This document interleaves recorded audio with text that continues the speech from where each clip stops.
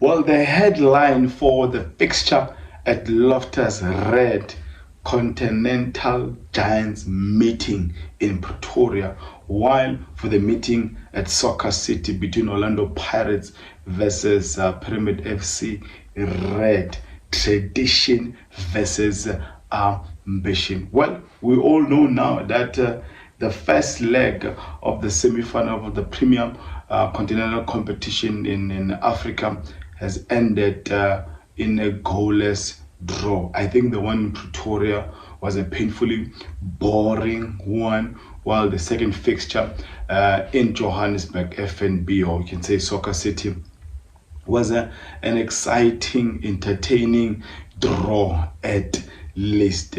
What we now know is that this competition is a tough one, and is a tough one. And of all the four teams, one that really surprised me, shocked me, was the quality that Pyramid FC possesses. Ahly, they're just continuing with how they've been doing things all these years, and how they play their away fixtures. You know, they don't overcommit themselves and want to be, I go all out attack. They just balance things out, especially defensively. Probably frustrating for Sundowns fans to see after having lost Kaizer Chiefs being bombing out of Nedbank Cup, the reaction of the players towards this fixture was not one that is pleasing. Orlando Pirates expectations was high going into this first leg semi-final. This is the only team that have not lost in the competition, while Pyramid FC have not had a good away record. But it was one that I think, as even Orlando Pirates fans can agree, that they really survived at the mercy of VAR. Yes, I do go by the name of Wisconsin Football, where I engage and discuss on anything to do with football from Africa to the world and from the world to Africa. Well, on this episode, just going to zoom into three things: the takeaways from the first leg fixtures, and then number two, the positives and concerns with the four teams should have, and last, the expectations going into the second leg in Cairo. What's interesting about the four clubs left in the competition is that for Orlando Pirates and Mamelodi Sundowns, we have a number one Bafana goalkeeper and Ronza Williams, and I think we can fairly say that Sipo Chain is the number two Bafana goalkeeper, while the Cairo-based clubs, we have a number one El Shanawi with the EL of Ahly, and Al Shanawi of Pyramid FC. They just have the same name or same last name, or in fact even the first name. They are both Muhammad El Shanawi and Muhammad Al Shanawi. Decent keepers. Two clubs in South Africa leading 1 and 2, and then in the Egyptian Premier League, same thing, 1 and 2, with the Pyramid leading that league with, I think, four points. And what has happened this season, in particular in the Egyptian Premier League, is that Al Ahly, in both fixtures, home and away, they failed to beat Pyramid FC, while Pyramid FC, they thumped the other giant in Cairo, in Zamalek, 3-0. In South Africa, Mamelodi Sundowns won 4-1 at home, reverse fixture. They lost 1-2 against Orlando Pirates. So there's a whole lot of quality in the four sides, a lot of experience, and what is clear to all of us is no one can clearly predict as to who will go into the finals of this competition, because, to be fair, all four sides have a chance. And going into the second legs at 0-0, one can say South African clubs probably have an advantage, because a score draw in Cairo would mean that Mamelodi Sundowns and Orlando Pirates, they are going into the finals. But the opposite could happen. Mamelodi Sundowns and Orlando Pirates can just lose the game with anything. But it is a very, very, very interesting one. Now let's go to what I've taken away from the first legs. I mean, in Pretoria, it was a boring encounter. Ahly did not make it easy for Mamelodi Sundowns. Solid at the back. They packed and the midfield. They were really compact. And what continues to be frustrating for Mamelodi Sundowns fans is us having a lot of position, but it's position without a bite. You know, and we are not biting anyone, and we're having possession of the ball at the wrong zone of the field. I mean, how will it help if most of our position we're having it between Lebusa, Mutau, Mukwena, where was playing Modiba, majority being played at the back and at the center line. You know, it's just back passes, sideways. And once it gets to Ribeiro is frustrated. He wants to try some tricks moving forward, and the ball is taken away from him, and that's how an Alali will create a chance. And I must say that I was really impressed with number 22.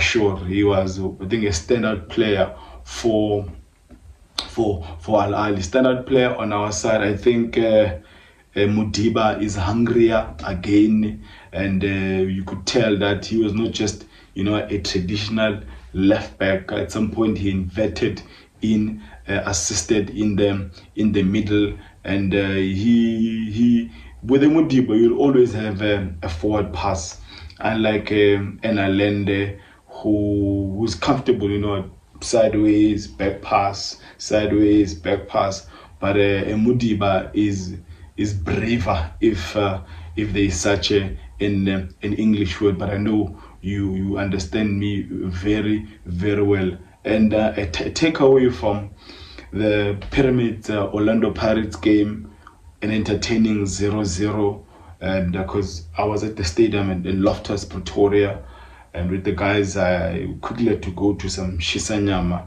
and watch this game, because there was no way we were going to go to FNB and watch that game live. I was really surprised with the quality, tactically and technically, of this Pyramids FCs, and they really have a good coach in the Croatian. Although I didn't like some of the comments he made at the end of the game, but overall, Pyramid FC were very confident on the ball. They have got some very very good players. And on the side of Orlando Pirates, apart from that chance that Relem Fukeng laid for a Maswangani, that he hit the left post of the goalkeepers, we can't really say there were other chances that troubled them. The Al Shanawi, the visiting goalkeeper. Now, let's quickly go to the positives and some concerns for the four sides. For the four sides, playing at home, you would expect an Orlando Pirates to dominate, all aspects of the game, all phases and all zones of the field.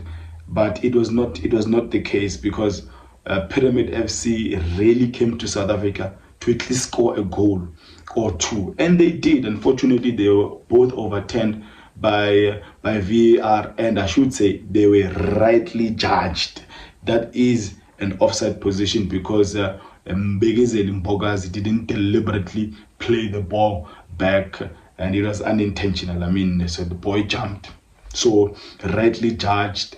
And if you score with the handball according to the rule in 2021, it cannot be allowed. So it's rightly judged, no matter how many times the Croatian Pyramids FC mentor coach can complain. He should just sit this one out and prepare for the second leg. I know the guy is probably protecting his job, and obviously you want to demonstrate so that you can show your management and your fans that you're really angry at the decision that has gone against your club. Jose Rivero has shown all of us, and I just want to remind Orlando Pirates fans on this fact that Mamelodi Sundowns bombed out of not last season, the previous season, the semifinals against Wydad. We bombed out of the semifinals there without having lost a game in CAF Champions League, and it happens, and it was all due to an away goal rule. While on this side, on this specific fixture, there is no way that Orlando Pirates will bomb out of this one unless it goes to penalties. They cannot lose due to an away goal because the first leg is at 0-0. So any score draw in Cairo, it would mean that Orlando Pirates progress to the next round. If they don't lose the game, it ends in a 0-0. The only way Orlando Pirates will lose this game is if they don't make it via penalties. I just wanted to make mention of that. So it's really something to note for Orlando Pirates that they were playing at home, especially that second half. They were dominated in the midfield. You know the Burkina Faso international Toure El Khati was brilliant in the midfield, and then you have a Lashin who was also excellent in the midfield. So those three guys in the midfield, they really closed every hole, and this is where you see the weakness of a talented Mbata. When they had the ball, he lost it carelessly. And then when a Makaula had the ball, your Mbata was unavailable. He was hiding somewhere, nowhere to be found. And one of the reasons is because your Toure, your Lashin, your El Karti, they really squeezed them. They really squeezed these guys in the middle. But the confidence on the ball by these Pyramid guys, and they had a key player who I would say is similar to a Tapelo Muren, who can play as a right wing, who can play as an attacking forward, who can play as a right back. That is Hafez. Hafez can tuck in to make it a midfield four on the left, can play as a left wing back when they are defending, and he would leave a Fati, that's small figure, Fati behind playing behind a Mayela. You can tell that Fati is really skillful. It's going to be an interesting one how things are going to pan out when they go back to Egypt. And I must again give salutations to Mbegezeli Mbogazi, first season in CAF Champions League, first season in Betway Premiership, but the boy is really fought. He's been a soldier, he's been a warrior in that backline of Orlando Pirates. And then some positives and concerns in that Ahly Sundowns game. Possession football, if you don't use it to your advantage, will not win you anything. You got possession, but you are unable to penetrate the defense. It's just a negative for Mamelodi Sundowns. I mentioned Ashur was a standard player for Ahly, and is going to be another one that's going to trouble Sundowns going to Cairo. And it's interesting that my favorite player at Al Ahly, he was on the bench. He started the game on Monday versus Pyramid FC, El Shahat. On this one, he was not even a feature. He's a good attacking forward. And then you have Afsha, who also was an unused substitution. So you had a lot of soldiers in that midfield, and a creative midfielder in Ashura.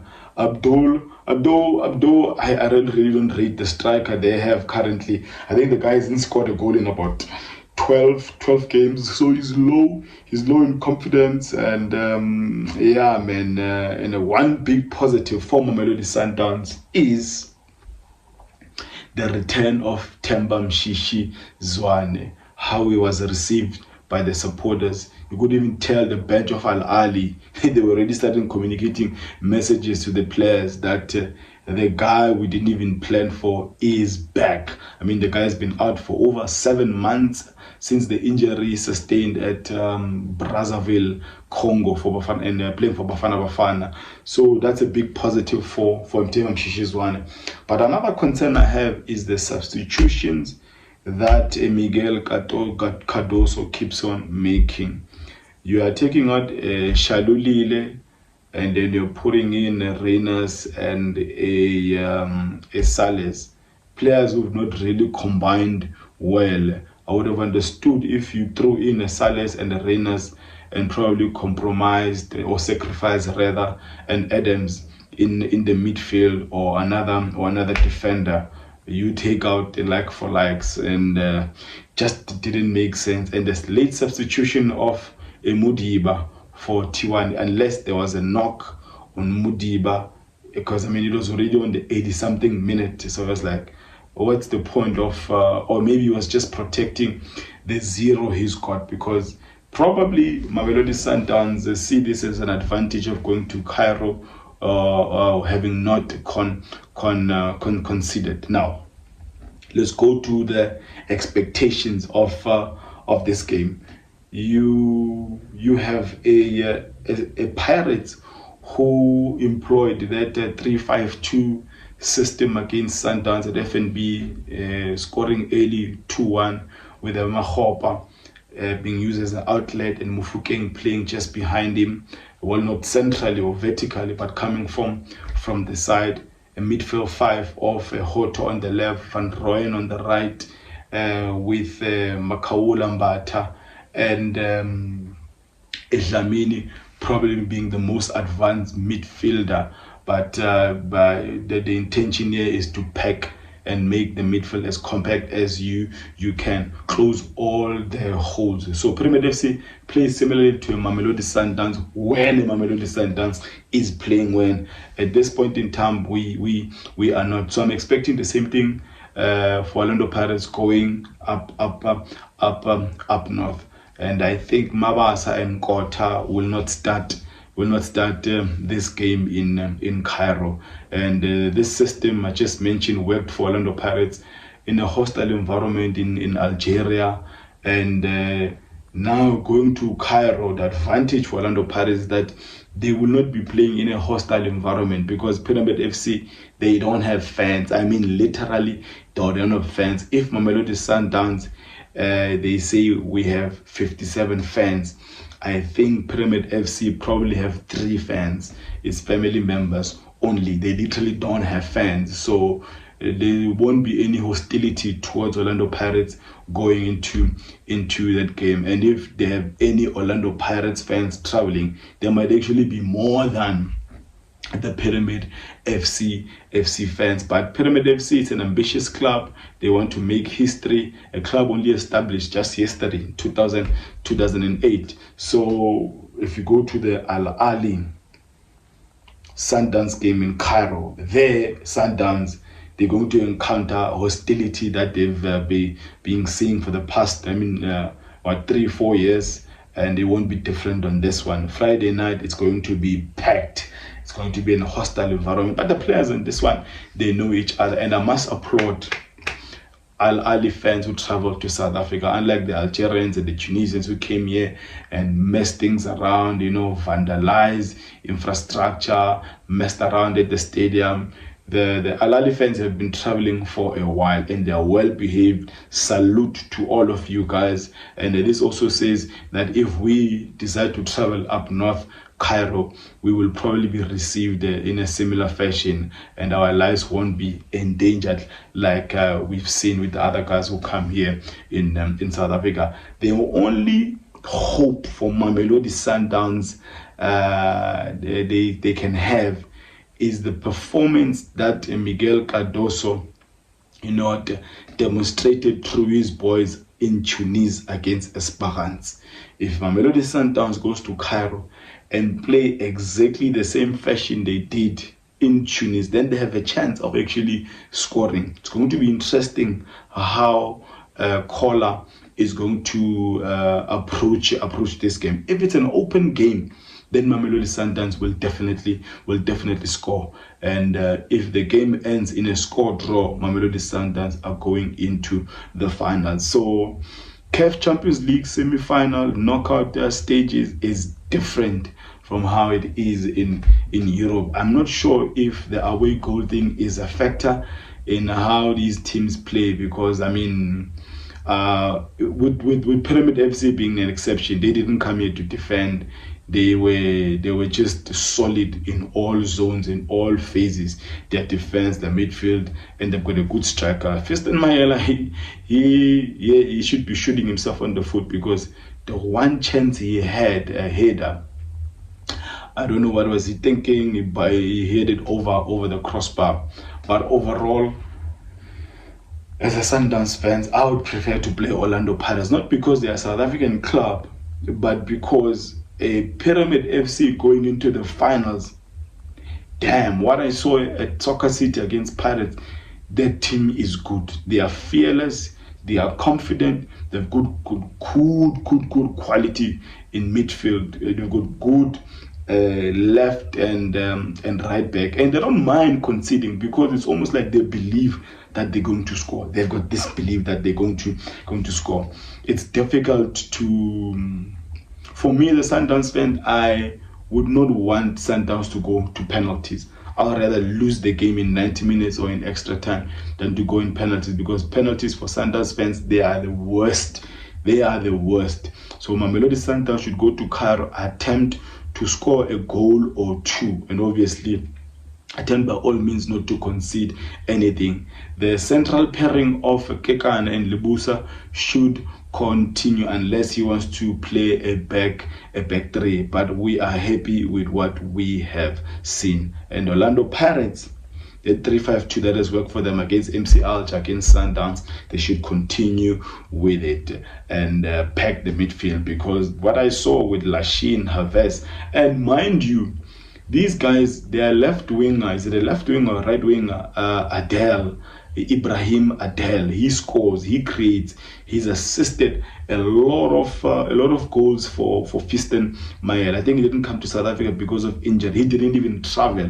So maybe they are cooking up something so that the guy can be available in their upcoming fixture Friday night. It's a nice one, but I still believe that the all South African CAF Champions League final still has a heartbeat. It is still possible, but the reverse is also true. We can end up seeing an all Egyptian CAF Champions League final between Ahly and Pyramid FC. But that Pyramid FC, I am really impressed. I am really impressed. Well, you've seen this space and its content for the very first time, do you engage on the comments below? What have you noted on 4 clubs, their approach? What would be the best lineups for South African clubs going into Egypt?